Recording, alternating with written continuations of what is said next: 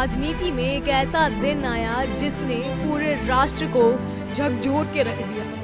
एक युवा नेता जिसकी आवाज लाखों दिलों को छूती थी, जिसे अमेरिकी राष्ट्रपति डोनाल्ड ट्रंप अपना सबसे करीबी समझते थे, अचानक एक सुनियोजित हमले का शिकार हो गए। यूटा वैली यूनिवर्सिटी के मैदान पर जब चार्ली कर्क अपने समर्थकों को संबोधित कर रहे थे, तभी अचानक आई एक गोली की आवाज ने न सिर्फ चार्ली की जिंदगी को खत्म कर दिया, बल्कि उस पूरे आंदोलन को भी चौंका दिया। चार्ली कर्क महज 31 साल के थे, लेकिन उनकी पहचान किसी बुजुर्ग नेता से कम नहीं थी। टर्निंग पॉइंट यूएस के संस्थापक, ट्रंप के युवा वोटर बेस के आर्किटेक्ट और व्हाइट हाउस के गलियारों में खुले दरवाजों से दाखिल होने वाले चुनिंदा लोगों में से एक। वो सिर्फ राजनीति नहीं करते थे, वो अपना एक आंदोलन का साम्राज्य खड़ा कर चुके थे और ये कई ऐतिहासिक फैसलों में देखा भी जाता था।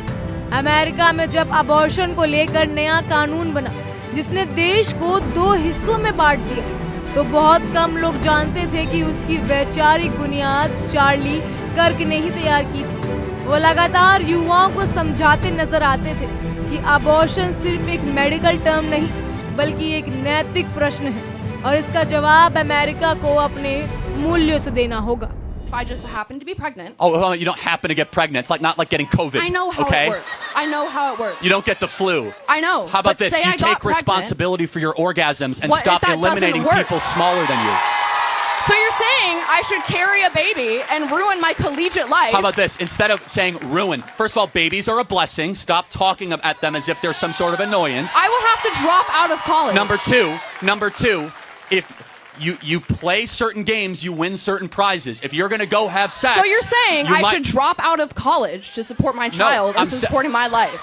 I'm saying if you're going to engage in coitus, in the practice of having children, you might end up with a baby. So know that. And guess what? You don't need to have sex before you get married. It's not like showering. It's not like eating. Are you married? Yes, with 2 beautiful children. Wow, good for you. I could tell you're not married. Yeah. Thank you for your time. Charlie कर्क, एक नाम जो America की नई conservative राजनीति की आवाज बन चुका था।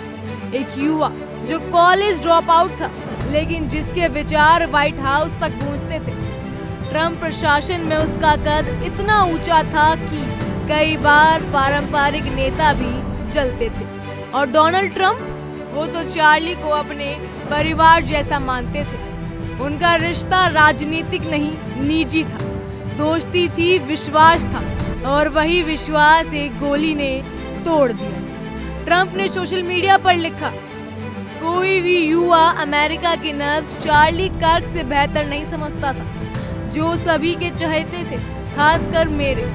ये सिर्फ एक नेता का दुख नहीं था, ये एक पिता जैसे व्यक्ति की पीड़ा थी, जिसने अपना सबसे भरोसेमंद साथी खो दिया।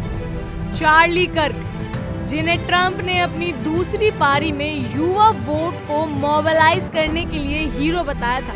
चार्ली का राजनीतिक सफर महज एक आंदोलन से शुरू हुआ था। शिकागो के उपनगरीय इलाके से निकले इस युवा ने 15 साल की उम्र में ही राजनीति को समझना शुरू कर दिया था। जब अमेरिका ओबामा के जादू में डूबा था, तब चार्ली ने रास्ता अलग चुना।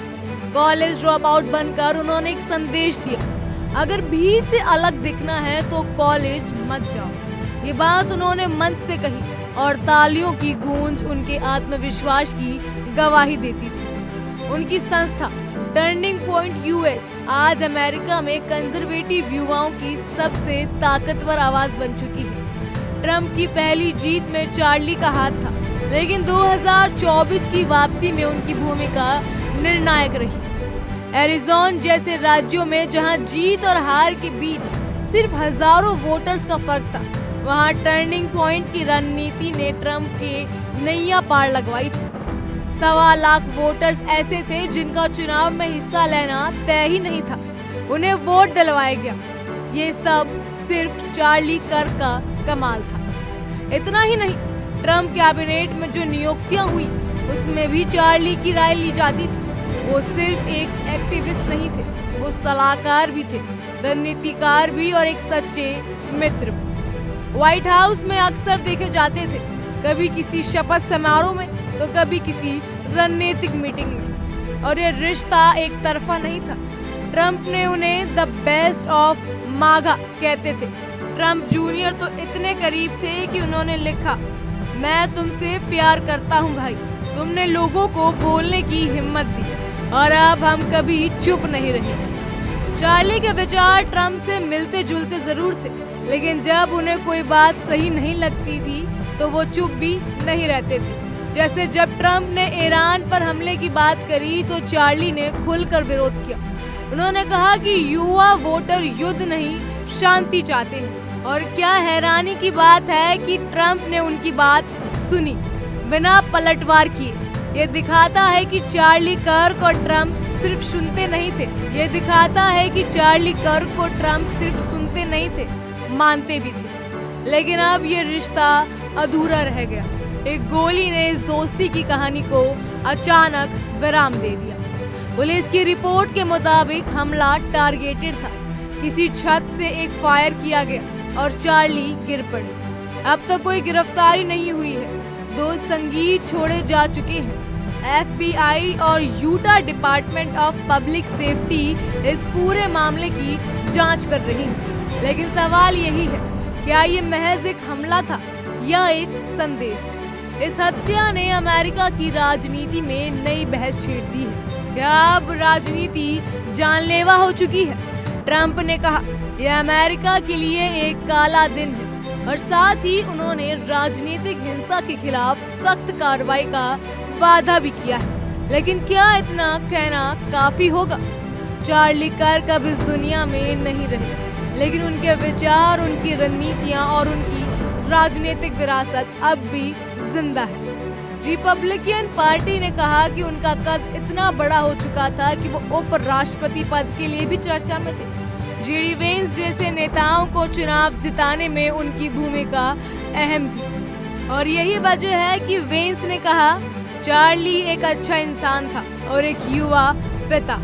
आज टर्निंग पॉइंट यूएस में सन्नाटा है। व्हाइट हाउस में मातम है। ट्रंप परिवार ने अपना एक हिस्सा खो दिया है और अमेरिका ने एक ऐसी आवाज खो दी जो भीड़ से नहीं, दिल से बोलती थी। राजनीति में बहुत से लोग आते हैं, लेकिन बहुत कम लोग दिल में उतर जाते हैं। चार्ली कर्क उन्हीं में से एक थे। उनकी मौत सिर्फ एक हत्या नहीं, ये एक विचार पर हमला है, एक आंदोलन पर प्रहार है। और सवाल सिर्फ चार्ली कर्क की हत्या का नहीं, सवाल ये है कि क्या अब राजनीति सच में जानलेवा हो चुकी है? क्या सच में अपना पक्ष रखने पर जान हाथ से धोनी पड़ सकती है? इस पर आपकी राय क्या है? हमें कमेंट सेक्शन में जरूर बताइएगा।